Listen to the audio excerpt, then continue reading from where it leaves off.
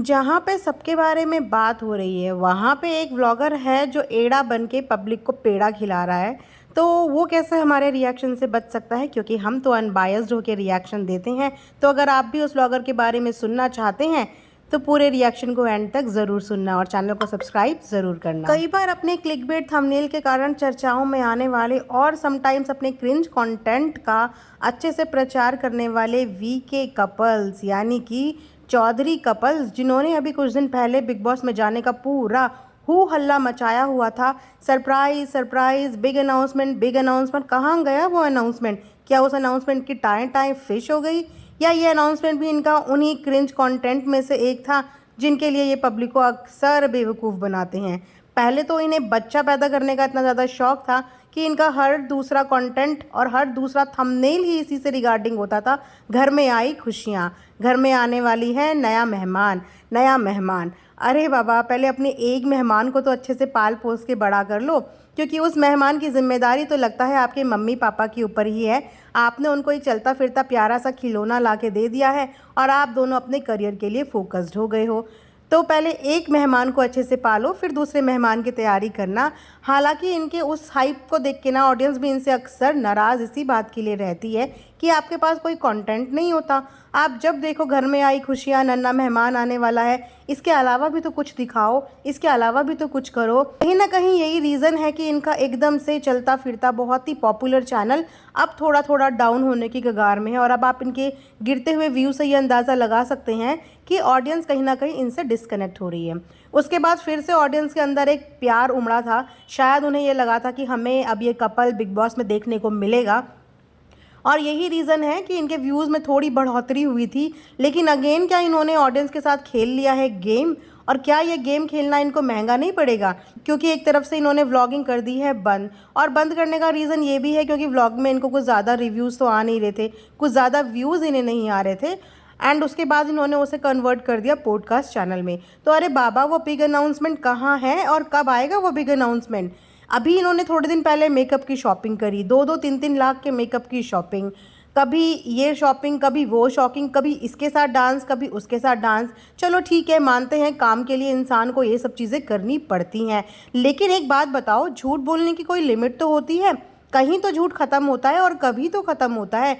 ऐसा ना हो कि आपको मिस्टर एंड मिसेस झूठा और झूठी का टैग मिल जाए, क्योंकि इस तरीके की बेवकूफ़ी से तो आप ऑडियंस का दिल नहीं जीतेंगे, उनको अपने लिए और दूरियां पैदा करने के लिए विवश कर देंगे। In fact I was also excited कि ये लोग बीबी में जाएंगे और इनकी बीबी की जर्नी हमें देखने को मिलेगी। लेकिन अगेन मुझे ऐसा लग रहा है कि ये सब कुछ व्यूज़ के लिए था, या अगेन ये पब्लिक का बेवकूफ़ बनाया गया है। ये लोग कहीं कुछ नहीं जाने वाले हैं, ये वही अपना पॉडकास्ट चैनल का ही अनाउंसमेंट करने वाले थे शायद, इसीलिए उसमें ही फोकस्ड है, या फिर कोई म्यूज़िक वीडियो वगैरह होगी। तो इस तरीके का शो ऑफ करके मुझे समझ में नहीं आता कि आप लोगों को लगता है कि आप बहुत अच्छा काम कर रहे हैं, या आप लोग इस तरीके से ऑडियंस का दिल जीत लेंगे। लिटरली बताऊं कि मैंने इन दोनों कपल्स को हमेशा घूमते फिरते मुंबई टू रुड़की, रुड़की टू मुंबई, वो तो इनकी फैमिली बहुत सपोर्टिव है और बहुत ही अच्छी है। नो डाउट फैमिली से बहुत ज़्यादा पॉजिटिव वाइब्स आती है, इसीलिए कहीं ना कहीं मैं इनकी वीडियोज़ और व्लॉग्स पहले फॉलो करती थी, कुछ कुछ व्लॉग्स मैं पहले देखती थी। लेकिन उसके बाद ये लोग सडनली मुंबई मूव आउट हो गए। बेबी हुआ, बेबी के साथ मदर ने एक पर्टिकुलर टाइम भी स्पेंड नहीं किया, उस बेबी को एक पर्टिकुलर अपना टाइम भी नहीं दिया, क्योंकि करियर के लिए ये लोग इतने फोकस थे। देखो, मेरा मानना ये है कि हर चीज़ ना प्लानिंग के हिसाब से लाइफ में की जाती है। आपको जिस समय जो चीज़ सही लगे ना, उसी समय वो चीज़ करो। एक बच्चे के साथ माँ का कनेक्शन होना बहुत ज़रूरी है, और एक माँ के लिए अपनी मदरहुड जर्नी को फील करना ये सबसे ज़्यादा ज़रूरी है।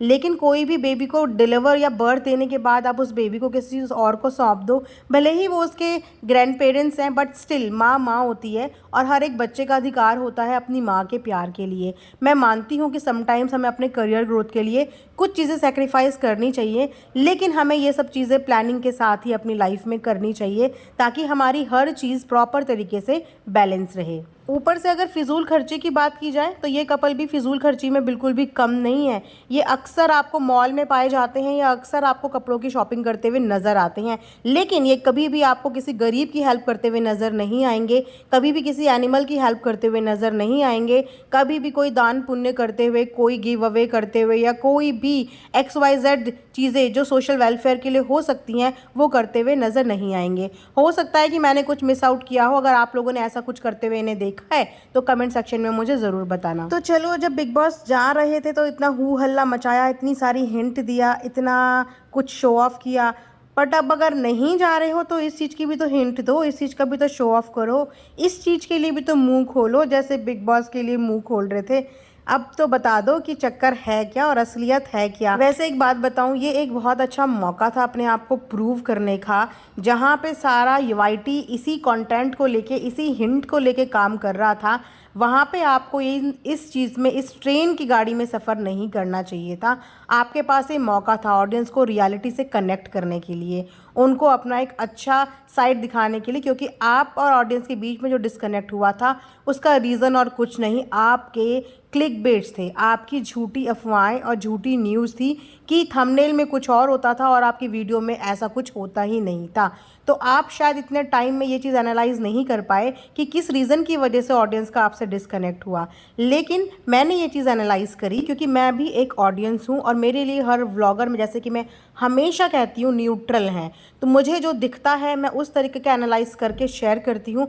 हो सकता है कहीं ना कहीं ये आपके फ़ायदे की बात हो और आप लोग इस चीज़ पे वर्कआउट करो, क्योंकि चीज़ों को पॉजिटिवली लेंगे तभी उन चीज़ों पे पॉजिटिवली वर्क कर पाएंगे। क्योंकि काफ़ी टाइम से आपके वो कंटेंट है ना, वो रियल रहा ही नहीं है। एक टाइम था जब आपका कंटेंट बहुत रियल लगता था, बट अब आपका कंटेंट ऐसा लगता है या तो आप किसी को दिखाने के लिए चीज़ें कर रहे हैं या आप सिर्फ झूठ बोल रहे हैं। तो प्लीज़ ये कनेक्शन वापस से डेवलप कीजिए, क्योंकि ये कनेक्शन टूटा हुआ हमें खुद भी अच्छा नहीं लगता। हम रिएक्शन देने के साथ साथ एक सजेशन ज़रूर छोड़ के जाते हैं, मानो तो सजेशन है और ना मानो तो सरकाज़्म है, टोटली अप टू यू। तो यहीं पे आज का रिएक्शन एंड करते हैं। होप करती हूँ आपको पसंद आया होगा।